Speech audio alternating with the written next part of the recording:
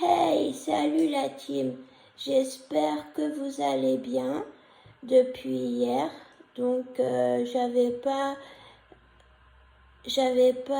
essentiellement prévu de faire une vidéo aujourd'hui, mais je me suis dit tiens, pendant qu'on est encore plus de 50, on va commencer nos thèmes concrets et puis voilà quoi. Je fais donc comme si on était 50. On a diminué depuis hier. J'espère que ça va pas trop rediminuer. Mais je sais que YouTube enlève des abonnés. Je suis pas la seule à avoir ce problème. Pourquoi? On n'en sait rien et on cherche toujours. Mais on est au courant de ça. Donc ils partent peut-être pas forcément parce que ma chaîne leur plaît pas, mais parce que c'est YouTube qui les enlève. Enfin bref, aujourd'hui on va parler, alors déjà désolée pour ma voix, je crois que je recommence à être malade, youpi tralala, ça me manquait mais pas du tout. Alors, aujourd'hui on va parler de ma première maladie, qui est donc l'algodystrophie. Donc je vous montre mon pouce atteint d'algoneurodystrophie ou algodystrophie, c'est comme... Bon là il a une petite blessure que ma chatte m'a faite, mais ça fait déjà peut-être 3 semaines, vous voyez, et elle est toujours pas guérie. Toujours pas. Voilà, c'est mon chat en jouant qui s'est loupé parce qu'on joue beaucoup toutes les deux. Et puis, donc vous voyez, il est gonflé, il est un peu rouge. Des fois, il est beaucoup plus moche que ça. Là, il n'est pas en période de crise. À l'occasion, je vous le montrerai en période de crise. Vous verrez, vous pourrez voir le changement comme ça. Et à la fin, ah non, je ne les ai pas sur cet iPad là, mais je les retrouverai et je vous montrerai parce que je dis pas que ce sera peut-être pas la seule vidéo sur l'algodystrophie, on pourra y en avoir d'autres. Et je vous montrerai comment il était avant. Et c'est bien plus impressionnant que ça. Alors déjà, je vais vous lire ce que c'est. Donc j'ai trouvé ce petit texte sympa sur internet, sur un site sérieux, sur Orphané. Donc c'est pas, ils racontent pas, voilà, c'est pas un site où il y a à boire et à manger. Ils sont bien calés sur les maladies quand même, sur les maladies rares parce que ouais, c'est une maladie assez rare, on n'en parle pas tous les jours, même si il y a pas mal de gens atteints, moi je pense que ça reste une maladie qui n'est pas assez connue. Alors c'est parti. L'algodystrophie est une forme de syndrome douloureux régional complexe, donc ça c'est le nom scientifique, syndrome douloureux régional complexe, dans laquelle est ressentie une douleur disproportionnée par rapport à tout événement déclenché, connu et qui est caractérisé par une douleur continue. Une allodynie, donc une allodynie c'est quand on ne supporte pas le toucher. Mon pouce, je ne supporte pas qu'on me le touche, même encore maintenant. Un peu plus, mais ça reste très difficile quand même. Et une hyperalgésie, c'est-à-dire qu'on ressent la douleur à un degré supérieur à ce qu'on devrait réellement ressentir. Ainsi qu'un œdème, comme vous avez pu le voir là un petit peu, puis comme vous le verrez sur mes anciennes photos, vous tapez algodystrophie sur internet et vous en verrez mais des monstrueuses. Voilà, ainsi qu'un œdème, une coloration, voilà, changement du débit sanguin cutané. Et ouais, la circulation du sang se fait très très mal.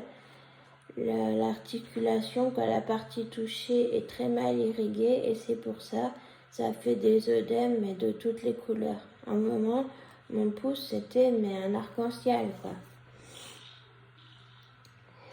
Ou une activité sudomotrice anormale de la zone douloureuse, c'est-à-dire on ne la bouge pas comme il faudrait. Il y a un souci moteur. Les symptômes de la maladie peuvent survenir de quelques jours à quelques mois après une blessure ou un traumatisme du membre affecté. Bon, là, ils disent du membre, mais il faut savoir que dans des cas extrêmement rares, il y a aussi des organes internes qui peuvent être touchés, ce qui est beaucoup plus grave qu'un membre. J'ai vu une fois sur le groupe Facebook d'algodystrophie où je suis, quelqu'un qui avait une algodystrophie au cœur. Bon, depuis, j'ai plus de ces nouvelles, mais quand tu vois ça, tu dis waouh, cette maladie, je sais pas comment, mais ouais, elle est vraiment pas sympa, quoi. Et donc, elle peut aussi survenir après une opération ou après rien du tout. Ça, c'est rare, c'est vraiment rare, mais ça arrive que des fois, on ne trouve pas la cause. Donc, pour moi, la cause, c'est une entorse à cause, alors je sais pas trop. Est-ce que à cause de mes problèmes neurovisuels dus à ma dyspraxie qui est mon handicap de naissance, je vous en parlerai peut-être un jour, mais je ne le considère pas, enfin plus. Je considère juste encore mes troubles neurovisuels, mais le reste a pris une telle ampleur que voilà, ma dyspraxie, c'est une petite goutte d'eau dans l'océan, si vous voulez, pour moi. Donc, voilà, revenons à nos moutons. Est-ce que je me suis pris le poteau par la tête parce que je ne l'ai pas vu à cause de mon champ visuel réduit et que du coup j'ai essayé de me rattraper pour une fois parce que les autres fois c'était la tête qui prenait, ma mère qui me disait mais bon sang, mets tes mains, rattrape-toi. Ouais, pour la seule fois où j'ai mis ma main, et ben voilà ce qui est arrivé. Ou alors, c'est mes jambes qui ont flanché parce que j'ai également une suspicion de myopathie, une maladie de ce type, quoi. Et est-ce que c'est ça que j'ai depuis toujours, qu'on n'a jamais remarqué? Donc, est-ce que mes jambes ont flanché? Je me suis pris le poteau et je suis tombée après. En tout cas, j'avais aussi une égratignure à la tête, donc c'est sûr, je me suis pris le poteau, ça je m'en souviens très bien. Après, je ne sais plus trop exactement. Et tout ça remonte en 2015. Mon accident s'est produit, je ne sais plus exactement si c'est le 15 ou le 16 décembre 2015. Voilà, et elle s'est transformée, donc ça, au début c'était une entorse. Bon, une entorse, tout le monde s'en fait dans sa vie, hein. On va passer une radio, on nous dit entorse. Ok, j'étais avec une de mes auxiliaires de vie, ils me prescrivent une pommade et une attelle, on va chercher ça à la pharmacie, on rentre, puis voilà, après on reprend, quoi, truc banal, quoi. Sauf que les douleurs, elles partaient pas, elles se transformaient un petit peu. quand je sais plus combien de temps d'attelle j'avais, puis au bout de combien de temps je devais commencer à la poser, mais dès que je la posais, j'avais beaucoup plus mal. Enfin bref, voilà des choses. Mais bon, on pensait pas du tout que ça allait virer comme ça. Hein. On se disait, ouais, c'est l'entorse, voilà quoi. Quand tu connais pas, tu vas pas chercher. Et c'est en janvier, pendant un stage en maison de retraite, que là, ouais, ça s'est vraiment déclaré. Je me rappelle, un soir, je partais. Après ma journée de stage, c'était mon heure, l'heure où je finissais, je partais. Et la personne qui était avec moi, elle a dit, Fanny, t'as vu ta main, on va montrer ça à l'infirmière. Et moi, ouais, elle me lançait ma main, mais je veux dire, elle me lançait tout le temps. Et en fait, j'avais pas vu, mais j'avais la main énorme.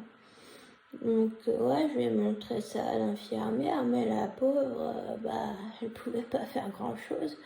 Elle a dit, rentre chez toi, mets de la glace, enfin voilà, les trucs logiques. À cette époque, j'étais pas encore allergique au froid, heureusement, mais ça sera dans une autre vidéo. Donc voilà. Et ça commence vraiment à mal tourner en mars, où là, il y a vraiment l'œdème qui se forme, le pouce qui grossit, vraiment, et ça c'est vraiment devenu moche en mars. Donc beaucoup de complications avec l'école. Au début, j'étais en première. Et ouais, beaucoup de complications parce que les profs comprenaient pas, les élèves comprenaient pas, j'ai perdu toute ma bande d'amis, enfin bref. Bon, c'est pas pour autant que je suis tombée en dépression ou quoi que ce soit, rassurez-vous. J'étais pas bien, mais voilà quoi, mes amis, à la limite, je me disais, mais il faut mieux être seule que mal accompagnée quoi. Moi, j'ai toujours été un peu solitaire, donc c'est pas ça qui me dérangeait le plus. Le plus compliqué, c'était avec les profs. Et quand mon AVS n'était pas là pour pouvoir prendre mes cours. Parce que des fois, quand je faisais une grosse crise, que c'était toute la main qui était enflée, même taper à l'ordinateur, je pouvais pas. Voilà, enfin un peu l'histoire. Bon, après le reste est arrivé petit à petit parce que l'algodystrophie a sûrement déclenché pas mal de choses, dont une est sur la fibromyalgie. On en parlera dans une autre vidéo. Voilà, mais sachez que derrière, plein de choses ont suivi. Voilà, donc j'ai eu pas mal d'attelles et tout, mais je les supportais pas. La seule chose que je supportais, c'était du coton magnétisé. À l'époque, moi, je ne pratiquais pas du tout le magnétisme. Pour ceux qui ne savent pas, d'ailleurs, je pratique le magnétisme. Mais bon, là, je ne prends pas de rendez-vous parce que j'ai pas la capacité, quoi. Surtout la forme. Si, j'ai la capacité, mais j'ai pas la forme de le faire. Mais, Inch'Allah, si un jour je vais mieux, là, je vous dirai, si vous voulez, voilà, quoi, j'ouvrirai mon cabinet. On pourra se rencontrer en vrai lors d'une séance. On part un peu dans le hors-sujet, mais voilà, cette chaîne c'est aussi pour parler avec vous. Et ouais, si vous avez un problème quelconque, vous pourrez venir me voir et j'essaierai de faire tout ce que je peux. Enfin voilà, moi la seule chose que je supportais, c'était du coton magnétisé, qu'on avait été voir un magnétiseur à l'époque. Et tenu avec une bande. C'était la seule chose. Et le bras en écharpe parce que au niveau de la circulation sanguine, je ne supportais pas de l'avoir en bas. Donc je l'avais tout le temps en écharpe. Bon, maintenant il est tout le temps replié. Pas chercher à comprendre. Enfin, c'est deux maladies différentes. Bon, et ben sur ce, on va se laisser. Ah si, je vais vous expliquer un peu les traitements. Oui, j'ai oublié les traitements. Bon, bah tous les traitements médicamenteux, plus ou moins poison. Bon, j'en ai pas mal aujourd'hui, mais le premier, je l'ai pas du tout supporté. Même, je le cachais. Un jour, ma mère m'a découvert. Je le cachais. Je le mettais dans ma... En fait, au lieu de l'avaler, je le mettais dans ma poche et, parce que je voulais plus le prendre. Je le disais, j'ai des vertiges, j'ai des nausées, je le disais tous les jours, mais comme j'étais pas écoutée, et ben moi j'ai fait ce qui m'a semblé le mieux. Je l'ai plus pris. J'avais peut-être un peu plus mal et encore, mais au moins j'étais pas... Voilà, j'avais pas la sensation que la maison tournait tout le temps, que je pouvais rien manger parce que j'allais vomir, enfin bref. Après, en traitement, bon, je parle de tous les traitements marquants. On a essayé plein de trucs homéopathiques, tout ça, qui n'ont pas fonctionné, mais qui n'ont pas eu d'effet secondaire pour autant. En traitement, il y a eu les piqûres de calcitonin. Ah, ça, c'était le pire. Un cauchemar. C'est des piqûres hyper douloureuses et hyper, avec beaucoup d'effets secondaires, dont des vomissements, mais des vomissements horribles comme peu de personnes en ont eu, je pense. Et en traitement marquant, je pense que c'est tout. Bon là après, bon, plein de choses que j'ai essayé qui n'ont rien fait, mais que j'ai supporté, que je faisais sérieusement. Même les piqûres, déjà quand l'heure de la piqûre approchait, je stressais. Et puis le troisième jour, c'était le plus catastrophique. Je sais plus sur combien de semaines ça se faisait. Enfin bref, c'était plus catastrophique. J'ai dit à maman, c'est tel infirmier qui vient. Si c'est pas lui, j'arrête. Et j'ai tellement crié, pleuré ce jour-là qu'elle a dit d'accord. Donc, et c'est pas pour autant que ça a marché. Ça m'a rendu les ongles des pouces hyper durs. C'est tout ce que ça a fait. Voilà. Donc, si j'avais su, je l'aurais pas fait. D'ailleurs, ce traitement est de moins en moins proposé parce que ils se rendent compte que c'est pas bien efficace, quoi. Donc moi, je vous conseille, si quelqu'un a une algo, de ne pas essayer, de ne pas le faire. Après, vous faites bien ce que vous voulez. C'est juste mon conseil. Franchement, si un de mes enfants a une algodystrophie un jour, je leur ferai pas vivre cette torture, ça c'est sûr. Enfin voilà. Eh bien, sur ce, je vous laisse. Il me semble avoir tout dit. J'espère que ça vous aura plu. Donc, n'oubliez pas de liker, commenter et partager. Partager pour faire connaître l'algodystrophie, le parcours d'une personne avec une algodystrophie. Voilà, c'est important. Partagez où vous pouvez. À vos amis, dans des groupes. Ça fait connaître la chaîne, ça fait connaître la maladie surtout. Voilà. Bon, et sur ce, je vous dis ciao, à la prochaine.